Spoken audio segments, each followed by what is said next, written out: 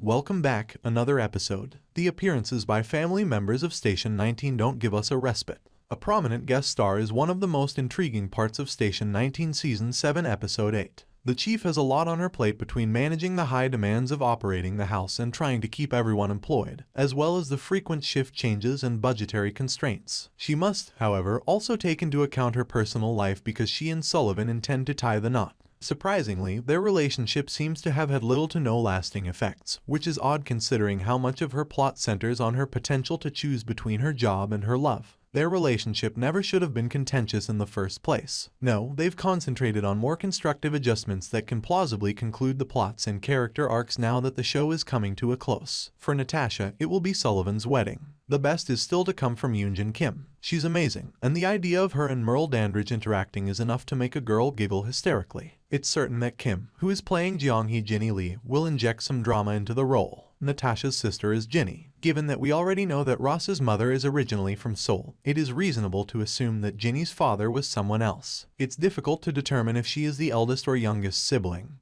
but as the two catch up, we will undoubtedly learn. Jinny strikes me as being a little reserved, and it's obvious that she is not just visiting Antasta to celebrate her engagement and future marriage to Sullivan, but also for other reasons. Natasha queries her in the teaser, wondering why she's keeping something from him. Jinny's visit with Natasha must have been motivated by something personal. In all the years that Sullivan and Ross had known one another, Jinny might have been irritated that she was never able to meet him. Alternatively, she might harbor sisterly disapproval of Ross's life, including his romantic and professional pursuits. On the work front, the synopsis suggests that Vic will receive some unexpected news. Vic has been fighting valiantly to avert Crisis 1, and it appeared like a consensus solution had been reached. Crisis 1 is still running strong, and based on the two of them together in a promotional photo, there may be some reference to the unique friendship that Vic and Beckett developed. It's been good to observe Beckett's integration into the group and his reaction to Crisis 1 and other experiences. Vic has been getting along just fine. She seems to have recovered from her emotional collapse, which was probably cathartic. In addition to having a romantic reunion with Theo, Crisis 1 has a chance of surviving. I'm hoping they'll discuss that hot hookup.